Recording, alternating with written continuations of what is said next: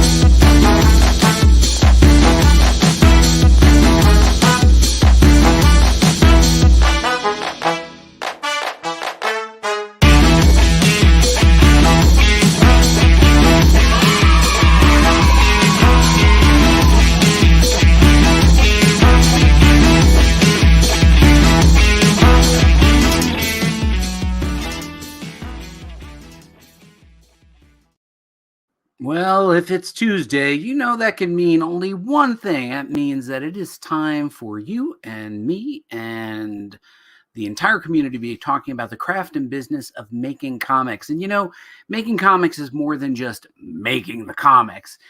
Comic books are a commercial art form, and that means you got to make some money to help pay those bills. And what better way to pay the bills than to talk to one of the richest people that I know, three-time Emmy Award-winning and celebrity homeowner, Mike the Knife Fasolo. Mike, welcome back to the show. It has been a while. We have missed you. I've missed you. There's definitely been people looking forward to seeing you in the robe. Where have you been? Well, I was on last week. But yeah, other than that, I've been.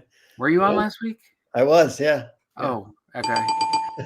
That's right. You were on last week. But Mike, welcome back to the show. Thank you. Bill, I'm not sure where my head is right now. You know, do you ever get home from work and just take a power nap? I took a power nap just before the show. Okay, so you're well rested, but still a little fuzzy. Yeah, well, you could see the hair still looks like I got a little bit usually head on. Look back. I literally put on my pajamas and laid down and set the alarm and then came back just in time to start the show. Yeah, see, taking a nap that late usually throws me off. I got to do naps in the mid-afternoon, like between 12 and 3. But it was a great nap. That's okay. How long was it? 30 minutes. Look at my hair, looks ridiculous. 10 minutes? 30 minutes. I did 30 minutes. Oh, yeah. See, that's good. Right there on the cusp of just being too long, but not too long. Yeah. We have a guest tonight, Mike. And hold on. He says, stop calling him that. McDonald's is never going to bring up the grown-up burger or Mac at night. Mac the Knife. Oh, Mac the Knife. Yeah. Oh, Mac the Knife. Hey, real quick, Mike, before we get on, we're going to be talking a little bit about our new guest and what they're talking about with crowdfunding. We're on a bit of a crowdfunding streak, but I wanted to show you, I wanted to give you a few updates of the latest resin comics I've been creating. This is a page out of the Avengers that I did. Nice. This is pretty old. I don't know what year this is. This is issue 97 of the Fantastic Four. So that's Batgirl. I did a super thick Batgirl. Look at how thick that one is. Oh, that's thick. I love the covers from this run of year one Batgirl. This is I think this is partially written by a former colleague of ours, Scott Beatty.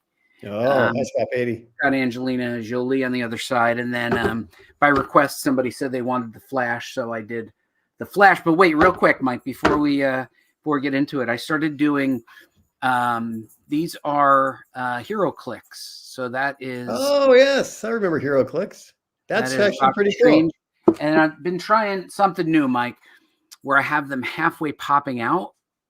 So trying new things with my resin crafting. I tried to build up a wall on the side of Dr. Doom. Didn't quite work, so I'll probably have to shave that. But that's this is what I'm working on. I hope you're buying stock in resin because you're using a lot of it. I am. I might use these as gifts or prizes when I start to do crowdfunding for my next project, Mike, which leads us leads us into our next guest. And what I'm gonna do is I'm gonna do a quick lead up here, Mike. I'm gonna share. Hold on, stand by as I should have done this before we started. I'd be prepared. I'd be prepared. Okay, so here we go. So tonight we're going to be having Jordan Plosky.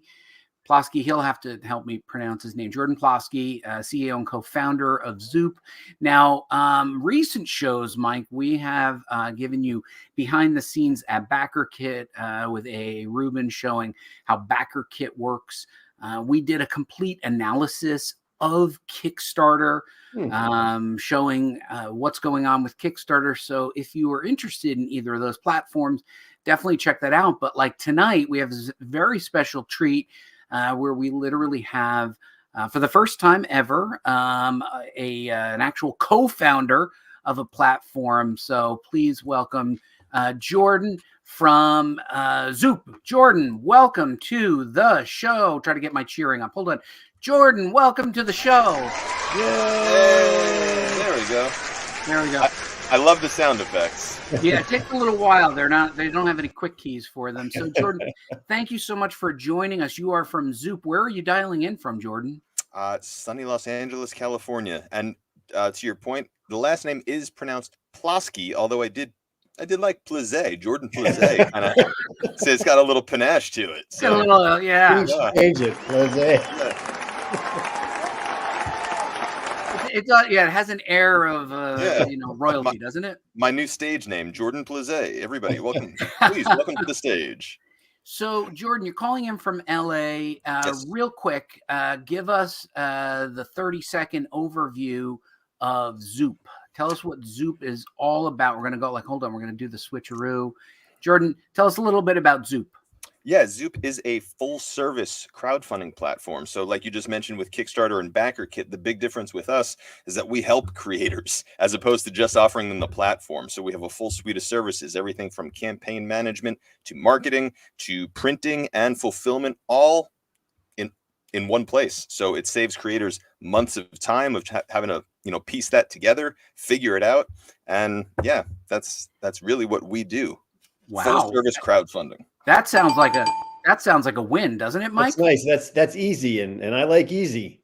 Yeah, that's the thing. We're a pseudo publisher in that regard, right? So we kind of handle a lot of the things that a typical publisher would handle if you were going through them, except, we're not.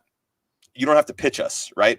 We're not saying yes or no to people. It's crowdfunding. You get to put your story out there. That's the beauty of it. And unlike publishers, we're not taking any percentage of ownership. We just take the percentage of the campaign for our fees. So we're highly incentivized to work with you because the better the campaign does, the more money we make as well. Oh, wow. So Jordan, with Zoop, we discovered Zoop because of there was a beautiful Conan art book. Yes. There you have. I'm going to pull up the Zoop website real quick. I just want to show what this looks like because it is a really nice website. I'm going to stop sharing this screen, Mike. I'm going to. Oh, buddy. Share this window here and then go over. No, that's not it. Then go this way. Chrome tab. This one. Simon didn't say. There you go. All right, there we go. Hey, yeah. So I'm a big fan of Conan and love Wally Wood's work. So talk to us about what we're looking at here. This is the Zoop website. And you were saying you're a little different than other crowdfunding platforms. Give us the overview.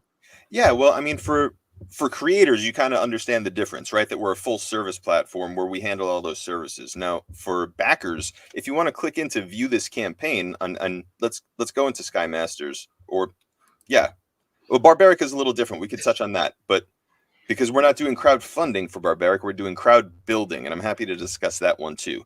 But if you take a look at how this page is laid out, we use basically the same sort of format as Amazon Prime. It's e-commerce as opposed to the reward tiers that you see on Kickstarter or Indiegogo or BackerKit, which means that you get to put together your own bundles, your own rewards. You kind of click on what you want, throw it into your cart, check it out. This also allows you to purchase multiples of things, whereas like on Kickstarter, you can only purchase one reward tier and then maybe an add-on or something after the fact, but not maybe not everything that you actually want to get. It's not so simple. But, you know, in fairness, Kickstarter came out 15 years ago before this explosion where everybody purchases everything online. So now there's less education to getting people to, you know, kind of click through. Everybody understands when you go on this site what to do in order to put things into your cart and check out. All right. So you said that there was one that was a little different. Oh, yeah, this one right here, actually. So we're working with Vault Comics currently. We launched what we're calling a crowd building campaign. So they're not necessarily interested in, you know, the financial tally here. They're looking to bring new users to Vault and Barbaric in particular. So everybody who signs up gets a free digital copy of Barbaric. And then, of course, if you want more than that, you can pay for, additional incentives, if you will. So you see, you know, there are people who have bought, you know, the T-shirt, for example, or signed copies or the pin. So it gives people a chance to kind of hop in at no risk, no cost to them. But then, hey, if they're a fan or they want a little something extra, you know, we're here for that too.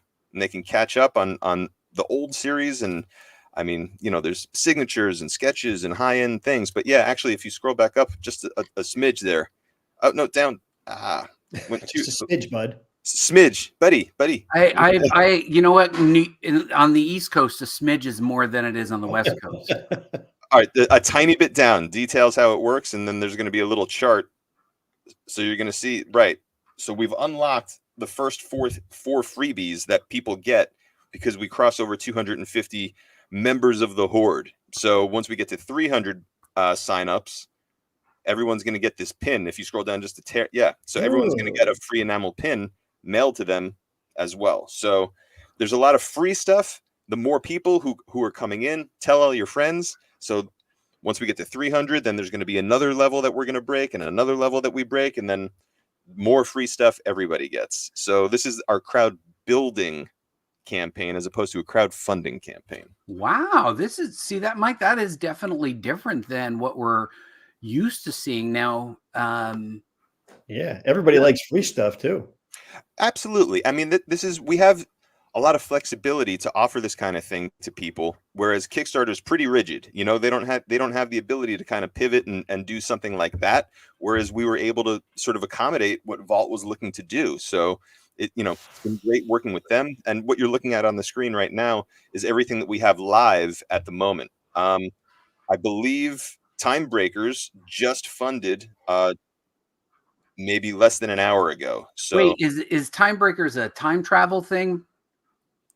Because Mike loves time travel. Big fan of time travel. Hey, Mike, we'd love you as a supporter.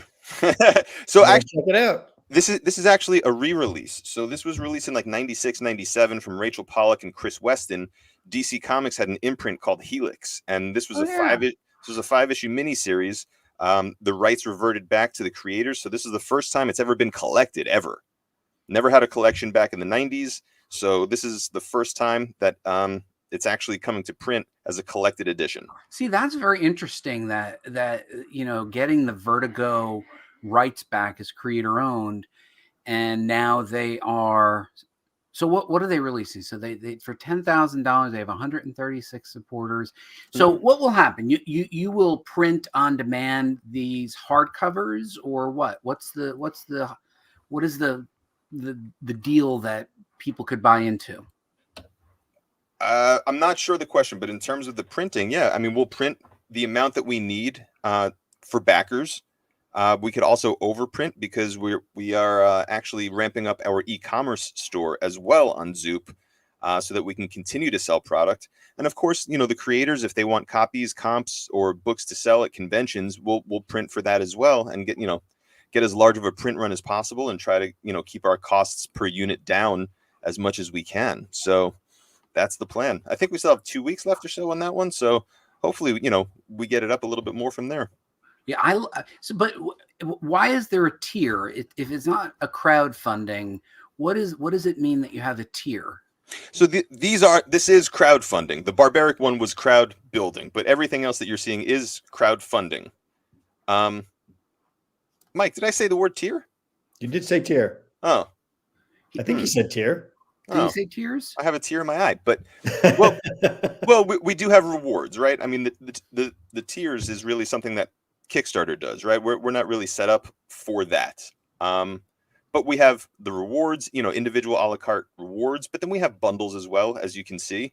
So people get a deal when you buy more things all together.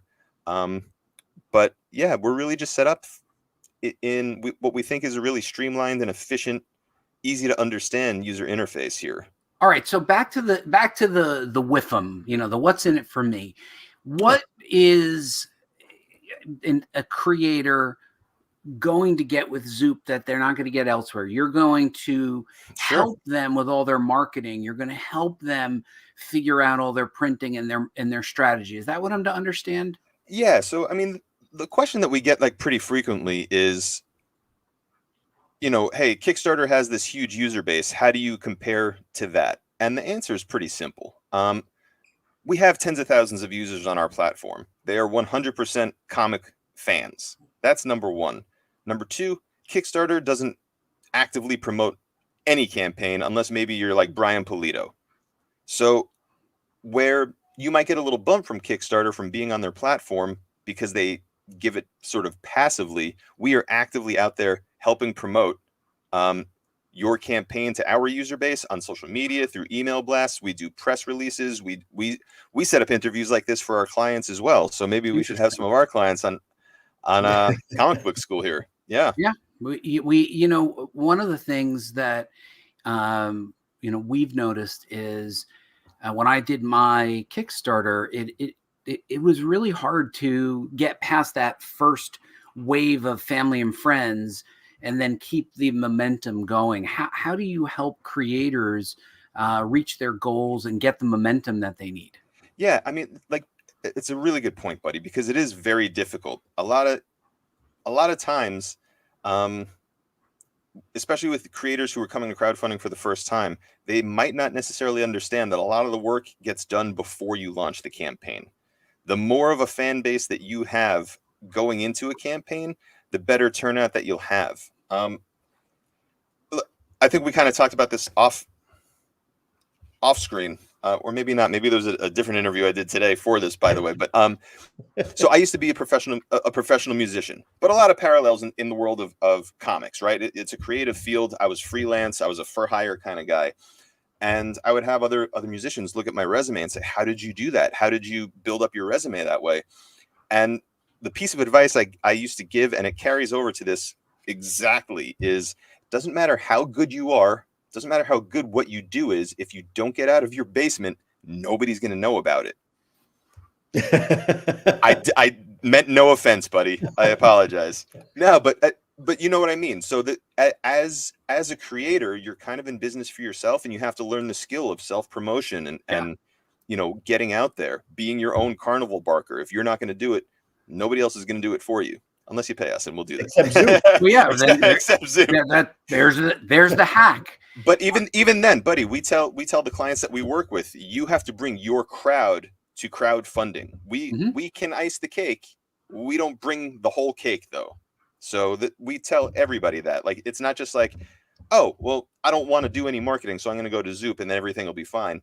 No, like, you still have to promote to your fan base, because that's the core of who's going to come and support a project by Buddy Scalera, right? So no one's going to support a project by Buddy Scalera. Let's face it. Were you successful or no? I was. I did. I funded. Hey, maybe Jordan Play would please Jordan Blizzay. Help me. By the way, speaking of marketing, our favorite marketing friend, Mariam Mark. Hey, everyone. Thanks for dialing in, Mariam. I think the key thing, Jordan, is that when I was starting out, it wasn't just the campaign, it was the study of trying to figure out, like, what do I want to do? What do I want to bundle? Does your team give creators guidance, or do they come in with their own ideas? Like, how exactly do you work with creators? Yeah, all of the above. If you came in and you said, hey, I want to make little resin statues, how do we go about doing that? Yeah, exactly. We would figure out, all right, so what is this going to cost you to make? Let's say we find, a manufacturer to make them. We'll get some estimates and some quotes on some minimum order quantities for you. We'll figure out what that offering is going to be. And then based on, what what those prices might look like for you to manufacture them, we'll then set pricing accordingly, right? So that you're not going to lose your shirt. We've definitely seen, people go it alone on other platforms, have what looks like an incredibly successful campaign, only to later, say something on social media being like, man, I'm in the red, and it's like, well, how does that happen? Right. And we are the stopgap to that. We haven't had that happen. Yeah, let me all of ask our you a creators question. make a profit. This is a real question, actually. Yeah. So for some Kickstarters, and this, right? This is a one of one. This is literally an actual page from a comic from the 60s. Sure. This is a one of one. Can I use this as a tier reward? It is literally one of one. You can. That would be just a limited reward. And if you wanted to sell that for, $300, $400, absolutely. There's a slight difference between us and Kickstarter. With Kickstarter, I believe everything about your campaign has to do with the project, right? But with us, we tell our creators, empty out your closet. Like if you have a backlog of comps or things that maybe are just taking up space in your place, but a fan might find value in it, we have no problem, putting it up as a reward and, adding to the campaign tally in that regard, because it has to do with you, the creator, not necessarily just, the project itself. Mike, I think it's time that you got rid of that Iron Fist issue, first appearance of Sabretooth, to fund. Mike's been holding on to this one comic. What is it, Iron Fist 15 or something? 14. First appearance of Sabretooth. 14. Yeah. 14. Okay, Mike's got it. He doesn't even know where exactly it is. He has a more or less idea, and like he can fund anything he wants with this. So this is what's within arm's reach of me right now. Look at that! So Jordan, Oh, well, yeah. I mean, my next question from Mike was going to be, have you graded it yet? Have not graded it yet. No. Okay. I was just going to give it to Buddy so he could put it in resin. You should not do that. Yeah, you should totally not do that. Hold on a second. You should have it slabbed. Once it's in here, Mike, that's permanent. So here we go. I just wanted to show that. Is that the issue you have, Mike? That's not the issue. No, I have 14. No, well, so this is Marvel Premiere 15. This is Iron Fist's first appearance. You have You have Sabretooth's first appearance, which is actually Iron Fist 14, not Marvel Premiere 15. Yeah. Wow, Jordan, man, you are down with the.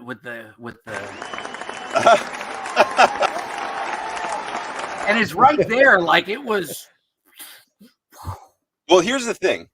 You made me self-conscious earlier because you were like, hey, do you have more pictures of like The Office and, things like that? So I was like, you know what? I probably need to have some things like to kind of to show off here. Well, I like, so we're going to, that's a little tease to what we're going to get to next. Jordan is doing something that is very unique and kind of, I don't know. To me, it felt unprecedented. Jordan, why don't you tell us what Zoop is doing?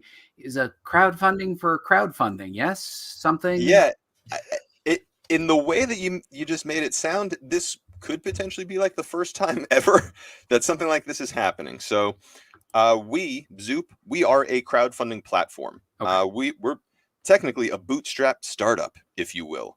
So we are doing a capital raise, and we're using equity crowdfunding. So we have a live campaign right now on republic.com/Zoop. So I'll pull that up while you're speaking. Thank you. Yeah, I'm trying to. It's very difficult. This is not the easiest platform to work with. Go ahead.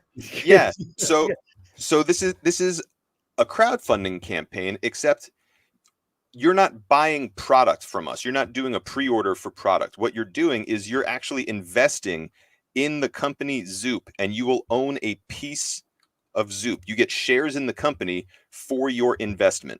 So not only do you get shares of the company for your investment, but because we are, a crowdfunding platform, we love comics, we are actually, if you see on the right-hand side, there's different tiers, different reward tiers that will earn you physical perks. And those physical perks start at $250, $500, $1,000. And you can see at the bottom of the page, or maybe not all the way at the bottom, but if you scroll down, you'll see we have, those are just some of the campaigns that we've run. But yeah, this is information about the company, what we've done. But here, these comics. So we had our friend Des Taylor. I don't know if you're familiar with Des, but awesome pop comic artist. He put together a cover for us, so you could see at if you invest $250, you get shares in Zoop, but you also get this exclusive limited edition comic. $500, you get that comic and the black and white version. $1,000, you get the standard, the black and white, and the virgin variant. At $2,500, you get all the above with the foil cover. $5,000 gets you all the above plus the metal cover. $10,000 CGC graded copy. $25,000 all of the above with the CGC graded and signed copy. But you're not just getting the comic; you're actually buying shares of the company. Yes. Buying shares of the company. So wait a minute. All right, so I should say, Mike, we anybody who's watching this show should know that this is not a show about investment advice, and also, yeah, this is not a paid promotion in any way, just to assuage anybody's concerns. Like, we are legitimately talking to Jordan Plosky because Zoop is doing crowdfunding for comics. But when he showed us this, I just thought, this is a very meta conversation. Yes. That is, you're making a comic because you crowdfund comics. Yes. And the crowdfunding will go toward I feel like I'm in like a parallel. I mean, wow. It's just because you woke up from your nap early. Yeah, I did. Yeah. But so yes. What exactly is Republic? Just so I know. Right. So Republic is an equity crowdfunding platform. So they have different licenses, different regulations for equity crowdfunding. It's called Regulation CF, Regulation Crowdfunding. This is securities through the SEC, right? So it's not just pre-ordering a product on Zoop or SEC. Kickstarter. No, this is legit. Like, we had to go through financial audits. We had to have a bunch of lawyers look at all this stuff. So there was a long process to actually put this together and make it legitimate. Because this is, I mean, it's possible that if Mike gave you $250, he'd get some shares. Yes. Mike would get this comic right here, and then could potentially become like a thousandaire. Yeah, absolutely. Or an even larger hundredaire. I don't know. Time will tell. Yeah. Time will tell. I like that. I like being a thousandaire. Right now, you could probably step up as a thousandaire and pay your rent. So Jordan, talk to me about what that would mean for Zoop. Let's say you guys get crowdfunded on your crowdfunding. Where does Zoop go after this? Because obviously you're not doing this just to pay yourself. I mean, maybe you're doing some of it to pay yourself, but where do you go as a result of this equity play? Absolutely. So the goal is always to expand, right? Do more, bring in more revenue for the company, bring in more revenue for our creators. So, portion of that goes to marketing. We've actually never spent money on marketing before. All the money that we spend is really to bring more clients on board, more creators on board, and then those creators are bringing their fans and people, to the platform. We've done no brand awareness. We've done no marketing campaigns, really. So there's going to be a little bit of that. There's also, I think I mentioned earlier, we're starting our e-commerce platform as well, so that creators can continue to sell, and it'll be a marketplace. So we can start with all the campaigns that we've done on Zoop, but we can open it up to creators who have done campaigns on Kickstarter, on BackerKit, wherever else. And if they have, 100 copies left over, great, send them to our warehouse. We'll ingest them into our system. We'll continue to sell. And it's the same white glove service. So you're not sitting there packing a Gemini mailer every time you hear a ding. Worst part. Because now I've got the money and I've got the comics. I'm not motivated to pack them. Totally. I'm motivated to keep the money and keep the comics. Is that why I haven't gotten mine yet? Yeah. There's my motivation's gone. I've already cashed the checks. So I like the idea of someone else doing the work and me just kicking back. Yeah, we'll basically just send you money. We take care of the website and all the technology. We do all the admin and the financial breakdowns. You literally just send us what you want to sell. If it sells, you make money. It's passive revenue, as opposed to having to hustle it. And we're going to promote our platform. We're going to promote the marketplace. There's don't worry. Mike and I don't hustle no matter what. I mean, we wouldn't be hustling Full stop. Yeah, we totally need Understood. people to hustle for us. Yeah, we That's need what it somebody to is. hustle for us. And we like the idea that you know, young, hungry entrepreneur.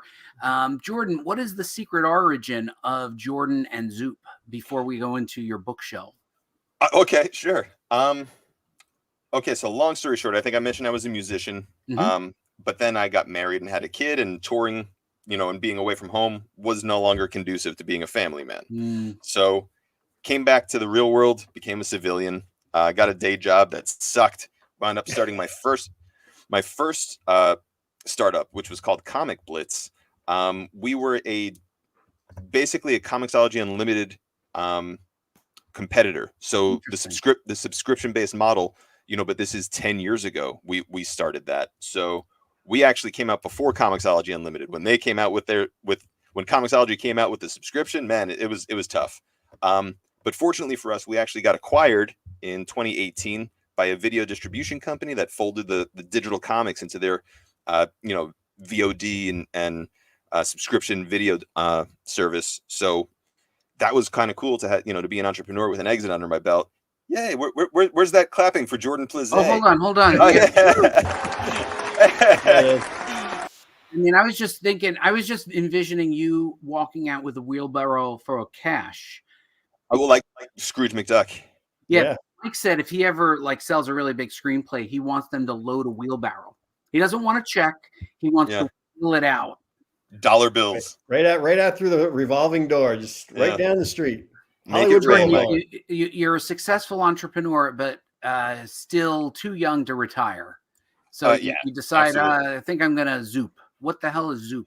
Yeah. So, I mean, after I sold the first company, I did wind up working at another company for a while. And then the pandemic hit and we were all quarantined and I was losing my mind. And I needed something positive to focus on. I needed to, I really needed to be creative. And I guess my creative outlet was starting another company. And so during the pandemic, I was having a lot of conversations with people.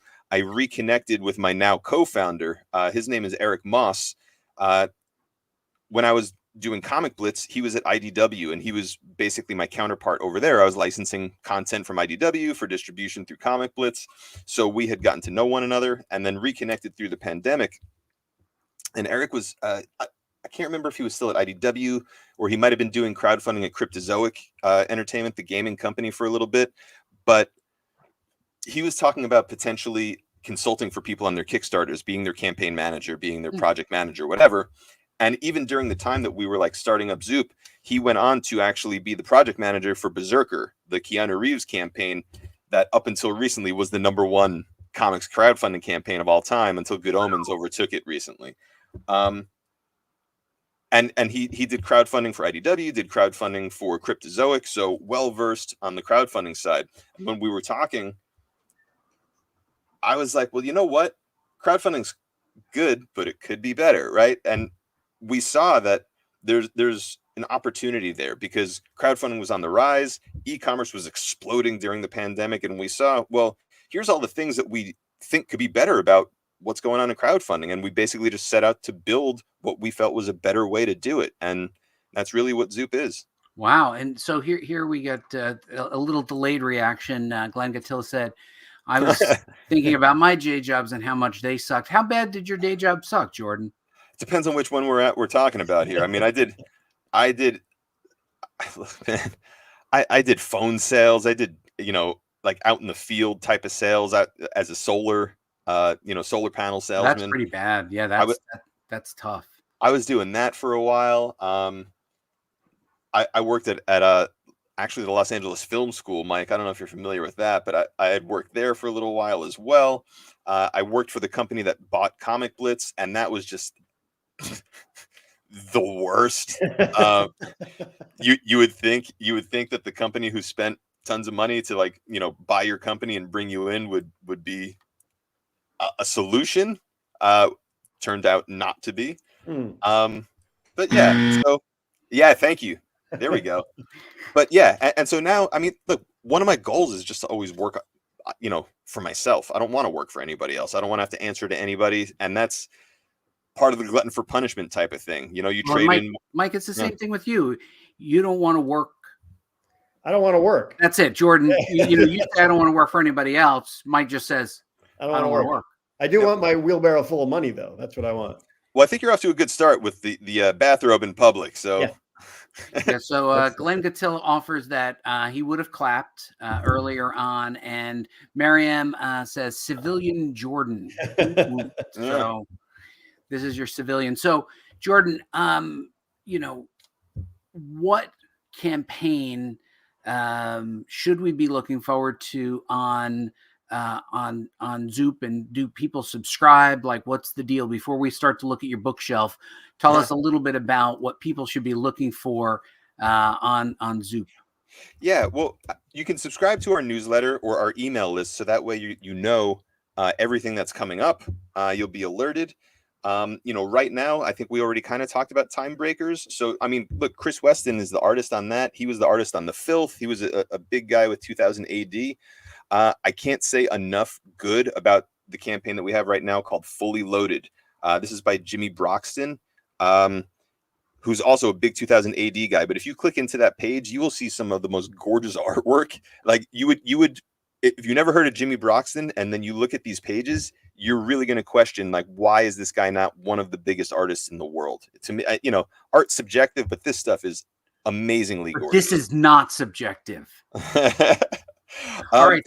Yeah. So one of the things that we want to know from you is a little bit behind the scenes. We like to know a little bit about our creators. What are we looking at here, Jordan? Oh, sure. So this is San Diego Comic-Con in 2022. We got a spot in Artist Alley.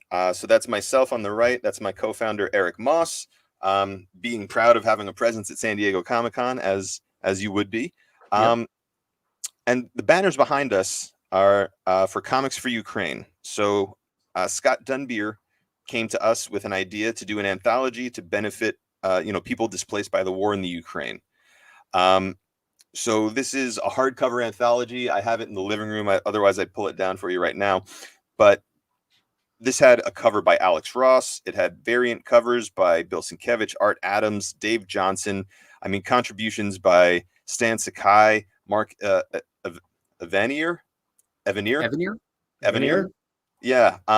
Billy Tucci, Walter Simonson, Louise Simonson, Jill Thompson. It was really a Joe Jusko, who's actually Ukrainian, that I learned through this process. He did a gorgeous painted pinup in here. I think Pia Guerra did some stuff. Joshua Dysart was in there. I mean, a lot of really big name contributors to this book, and it did about $175,000. We were super proud of that. That's pretty impressive. We gave a check for $100,000. Yeah. Wait, so you did this fundraiser and gave, I'm sorry, the crowd just roared over you. How much did you raise? About $175,000. That's pretty awesome. And we gave a check to Operation USA, where something like 90 to 95% of the money that they bring in goes directly to help people in war-torn countries. So that this one went straight to the Ukraine. That's pretty phenomenal. That is and also on the and also on the table there, you can see that Wintermen, that there's a big book. Miriam. So that the blue on the left, those are T-shirts for Comics for Ukraine. But on the right, that's a book. That's an artist edition book. So 11 by 17. The artist John Paul Leone, who had passed away a few years ago, suddenly, I think he was 49 or 50 years old. Young. And he was, man, I mean, I don't even think in his prime. I think he had so much left to give, considered almost a master by some.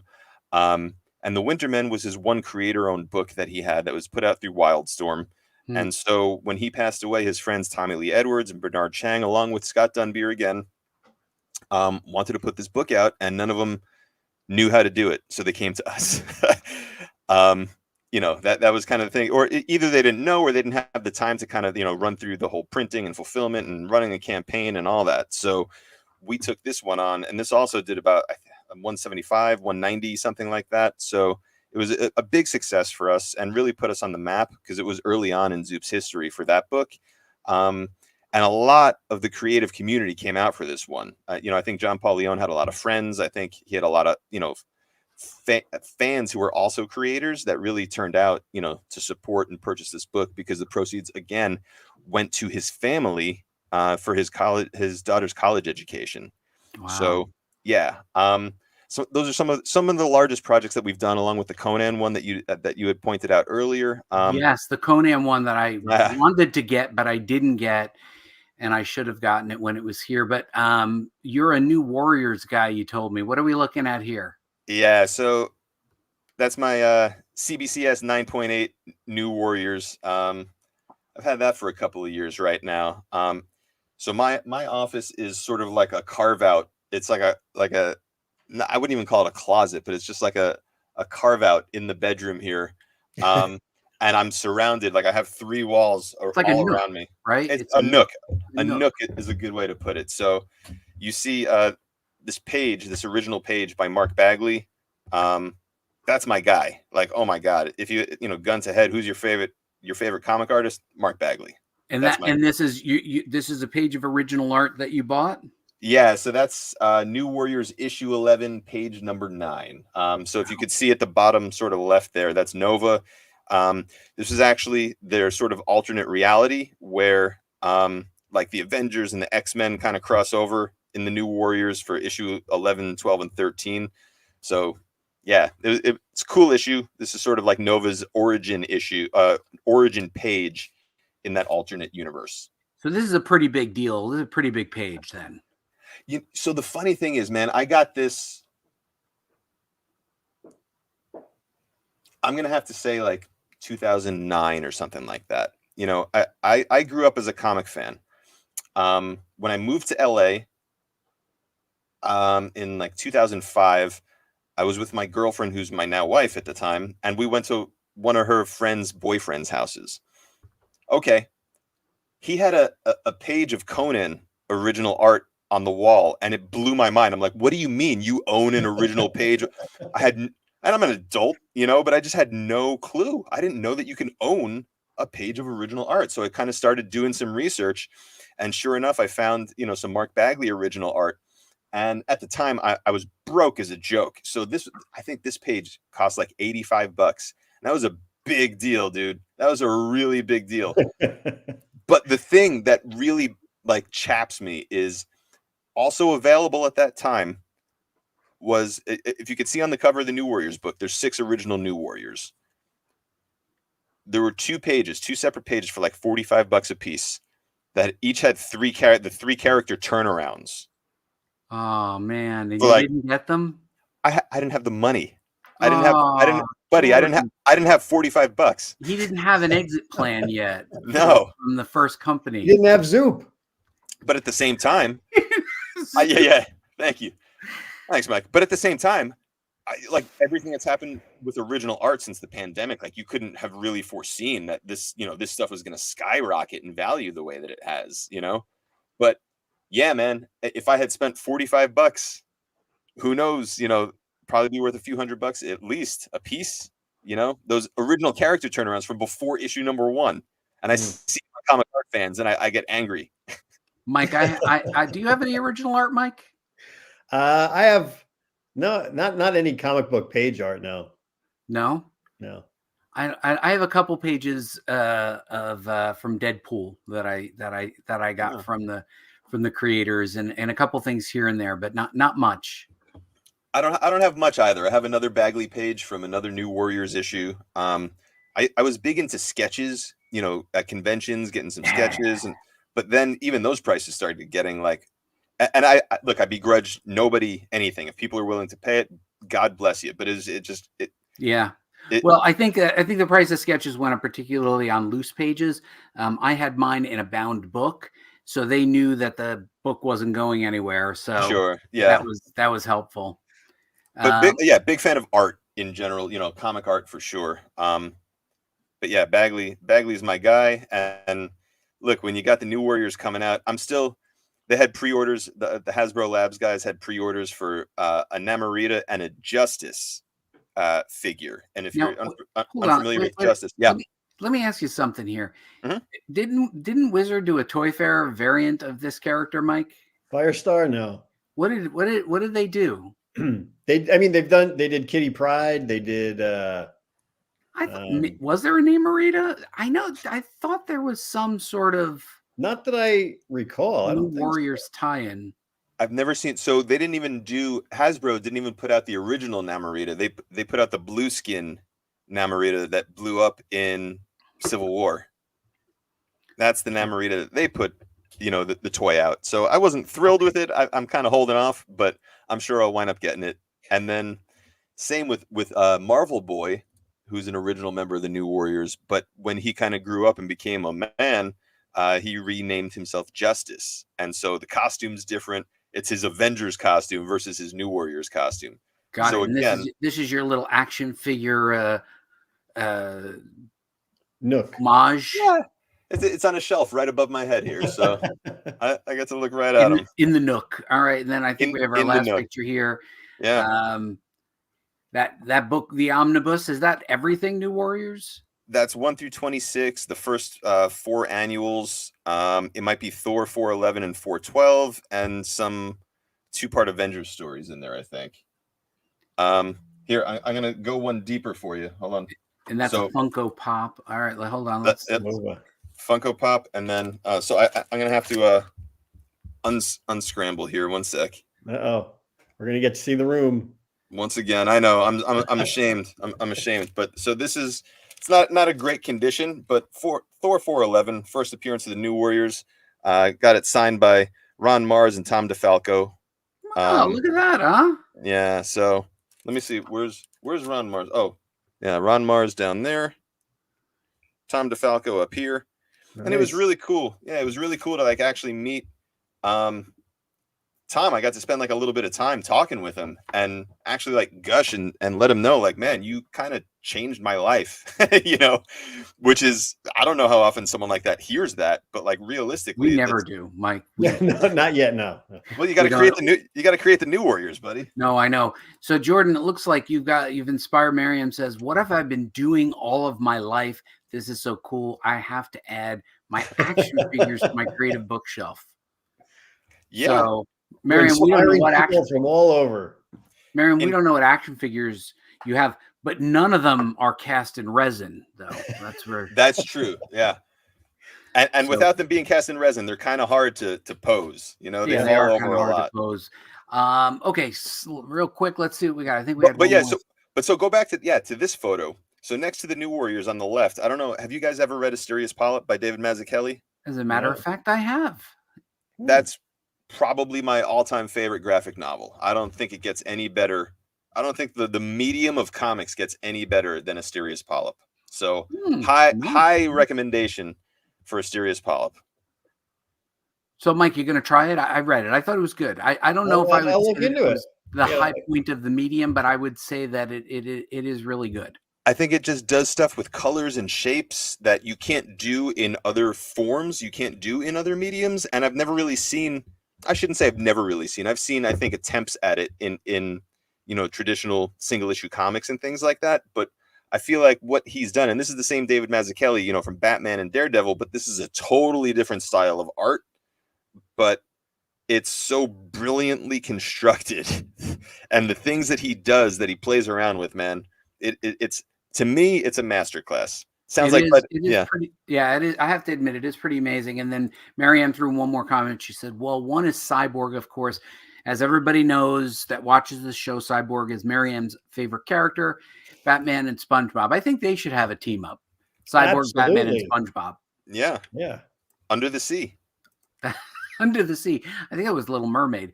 Okay, so Jordan, we're gonna ask you a question that we've asked all of our creators. Then we're gonna go full screen with you, Jordan. What is one piece of advice that you wish you had heard earlier in your career?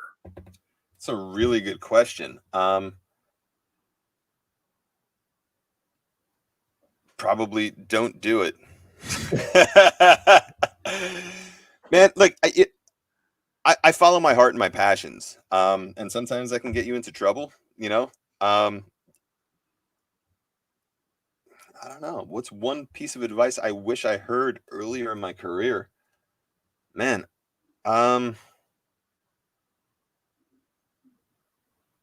What do other people say to this? Usually it's something inspiring, and then we've got trumpets and Oh man, so I'm missing on the whole trumpets. I'm missing out on the trumpet sound effects. missing out on the trumpets, but you know what? The one piece of advice that we hear over and over again, you just have to tune into the show each week and watch, because that's how we do it, Jordan. So we are super excited for all of you as creators. 2024, Mike, what's our motto for 2024? 2024, you got to do the things. Got to do the things, and you might need to crowdfund, and if that's the thing you got to do, you got to do the things. So, Jordan, we are so grateful for you to come on and talk about doing the things. We're going to be putting you in the green room where it's nice, safe, and warm. And Mike has provided snacks from the Los Angeles side. Mike, what snacks will Jordan encounter in the green room? We have prunes and diet Dr. Pepper. My favorite. What? Mike, what happened? I didn't get a chance to go to the market, so it was just stuff I had in the fridge. Wow, Jordan, you're gonna lose some weight. And the diet soda too. That's it, Mike? That's it. Sorry. Wow. I figured you saved that for me. Jordan, thank you so much for joining us. We really appreciate your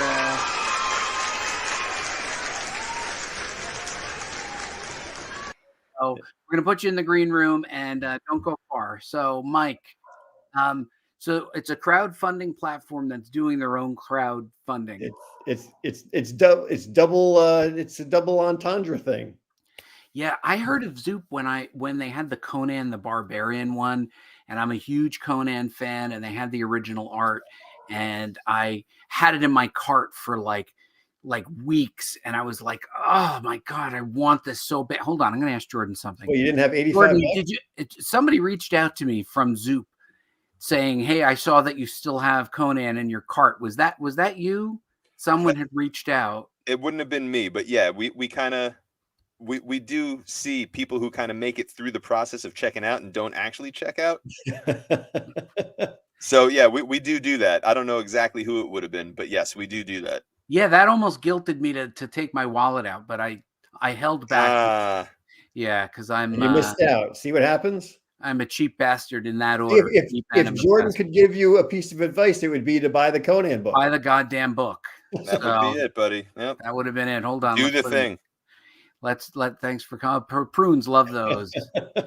Hold on. And then, did you raid the old age home kitchen? Yeah, you got to do what you got to do. You got to do what you got to do.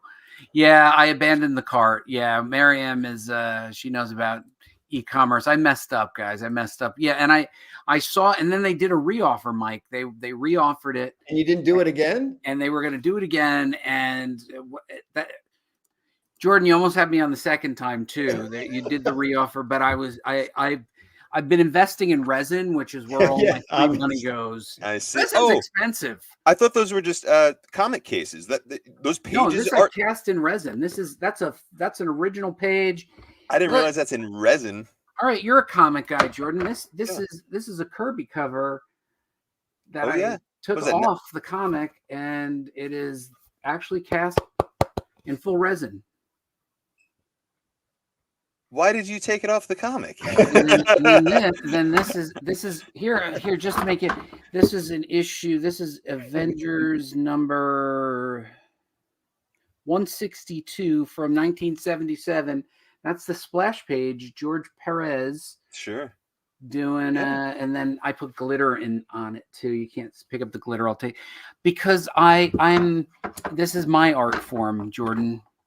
Do you think that would ever replace like CGC or anything like that? I think that's my exit plan from this line of work. I have my exit plan. So this is my exit plan. Jordan, I could be starting a trend of people who want these. Yeah. I want a big resin comic. I was going to say I would start doing that with some cheaper pages and books, man. Jeez.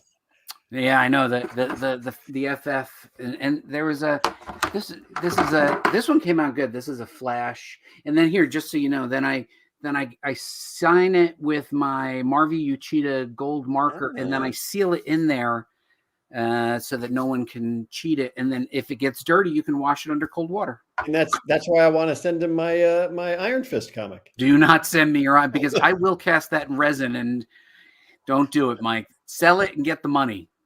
I'll send you a New Warriors. Yeah, send it a new. I'll do a New Warriors. Yeah, not a 9.8 either. Just, no. Yeah, the New Warriors are like $1 or $2. So. Give me like a 7.0 and I'll cast it. Sorry, I'm gonna put Jordan back in the green room.